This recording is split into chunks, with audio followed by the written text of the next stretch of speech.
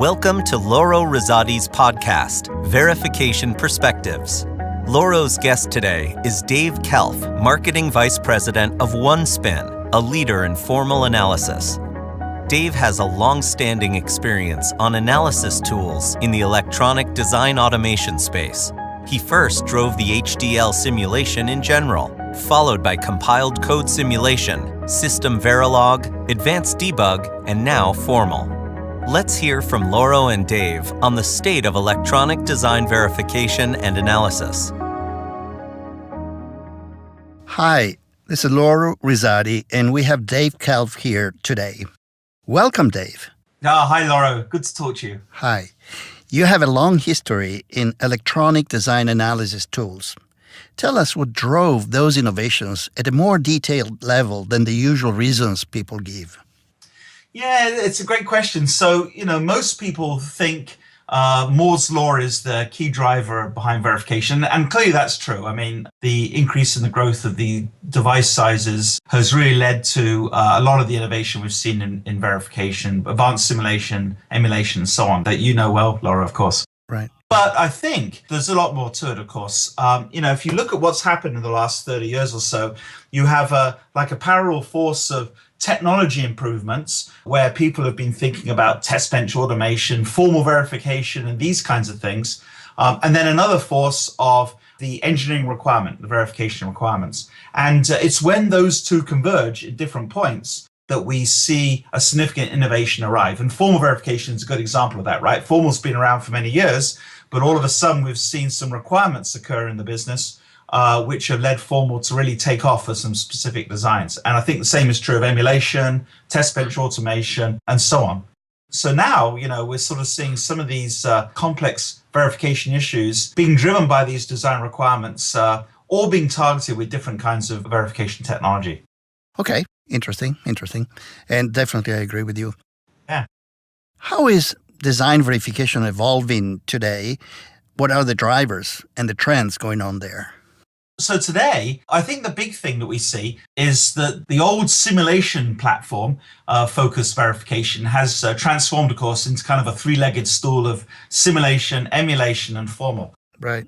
And and again, I know you see this a lot in your area, Laura, but what's interesting about that, I think, is that in turn has led to some significant integration issues and use model issues which are driving other innovations. So, for example, engineers are looking at techniques such as portable stimulus, where in the past they generate a test bench for the simulation. Now they can't transport that test bench to an emulator or use it in formal verification. So they're saying, can we raise the abstraction in this portable stimulus idea to see if they can drive one set of tests to different models? Same is true of coverage. So we now have a need for universal coverage, where you take coverage models which are different between these different techniques, particularly formal and simulation, and come up with a combined model so you can understand just how much verification is being done across all the different platforms. Whereas in the past, you didn't have to worry about that when it was just simulation.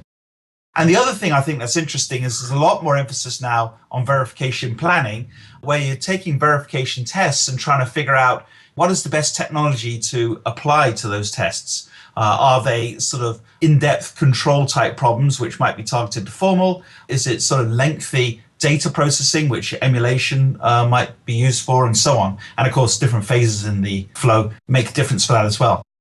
The other thing I would say is that, Moore's Law is clearly slowing, as we know, mainly for business reasons as well as technology. So the kind of requirements that are being fed into the verification process are moving from performance-driven to kind of requirements-driven.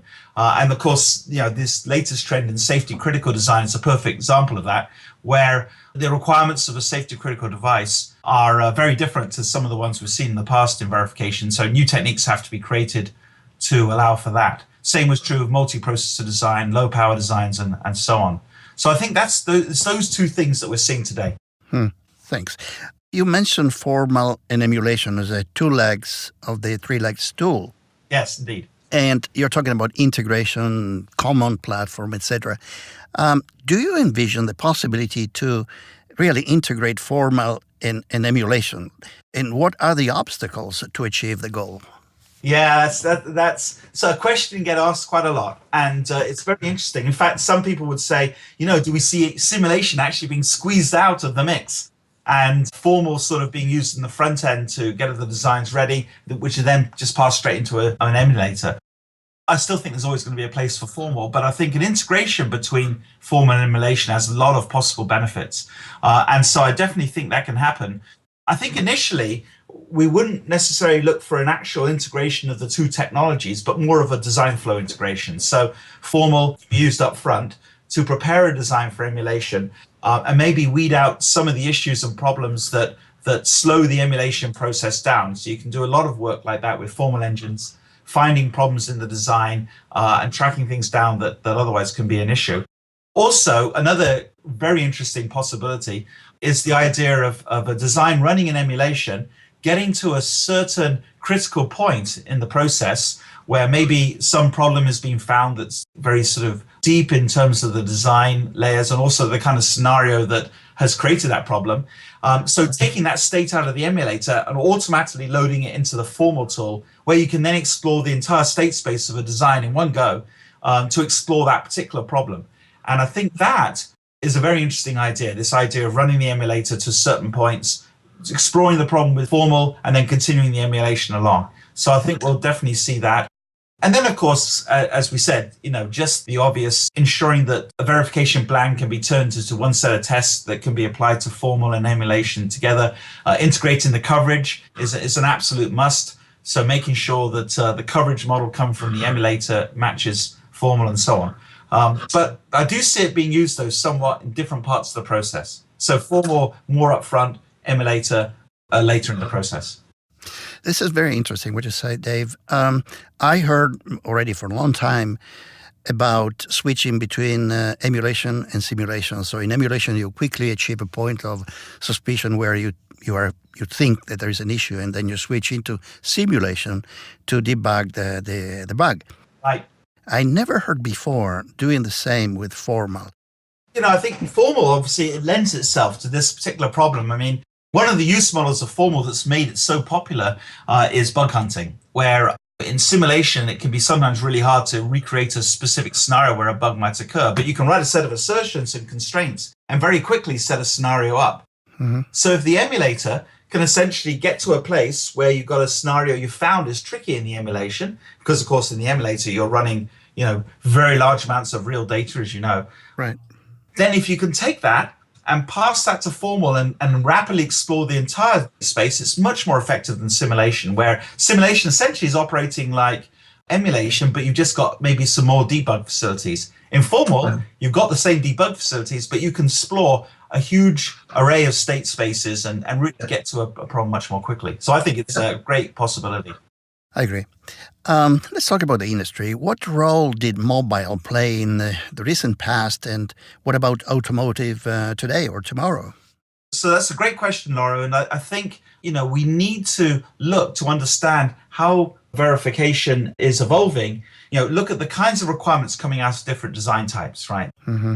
Basically, with mobile, we saw the advent, I believe, of the true system on chip, where you got these very large devices, multi-processors, and other capabilities which are switched on and off all the time, coupled with low power type requirements. So looking at power domain switching and that kind of thing. And that led to a whole range of verification issues over and above just looking at raw performance requirements.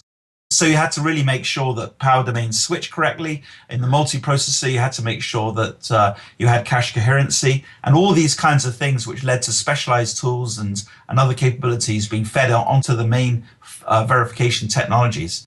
And of course, the big one with system on chip is hardware-software design and the need to apply vast amounts of real data against those devices, which of course, I think really led to the big rise in emulation. Right. So we saw emulators coming out of that space, and now we're into safety critical and automotive design. So the requirement here in automotive is even more interesting, I think.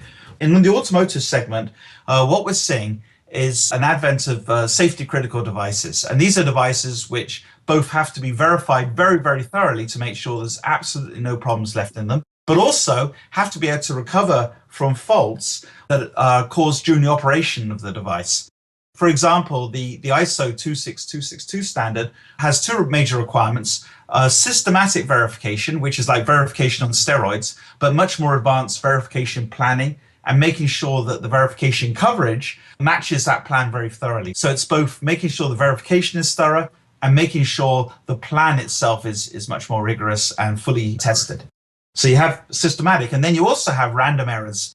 And in these devices, hardware safety mechanisms are included, which trap random errors and make sure the device continues to work. So these might include error correction codes around memory, redundancy in the system, so you have three components doing the same thing, and if one goes wrong, the other two can continue, this kind of thing. And so to verify that, and the standard demands that the verification happens on the actual final circuit without any modification, you need to inject faults and then watch how the faults are handled by those error correction mechanisms and make sure that the device will operate. And if you look at the ASIL D requirement, which is the highest level of safety integrity, you have to make sure you have 99% of the possible diagnostic faults covered in that design, which is an enormous number. Yeah. So this is driving a whole level of fault injection and fault analysis technology. And Formal, of course, is a perfect technology for that, both because it's so rigorous in the way that it handles these devices, but also because it's relatively easy to inject faults and then analyze the path that faults takes through the design and to make sure that under all circumstances, the fault will be handled correctly. So we see companies using Formal for this, and I think this is going to be a big driver for Formal over the next few years, as well as techniques such as fault simulation from the 90s and many years ago and so on. So I think, that these are the kind of differences we're seeing, both with mobile and then with automotive. And it's this kind of thing that's driving verification evolution today and the new techniques, not so much raw performance. Oh, thank you. Great. Just to conclude, let's take the crystal ball and look into the future, maybe 10 years from now. How will it look? Verification will look based on where the semiconductor technology is evolving and going. Yeah, so it's interesting, isn't it? I mean, I think if we look at the semiconductor business, we can see possibly the requirement for the Moore's law doubling of chips every 18 months, chip sizes are reducing, right? It's just not possible to make those kinds of devices in a cost-effective fashion. And so therefore, we're going to be looking at using design tricks to continue with a performance curve that basically doesn't rely on the semiconductor improvements.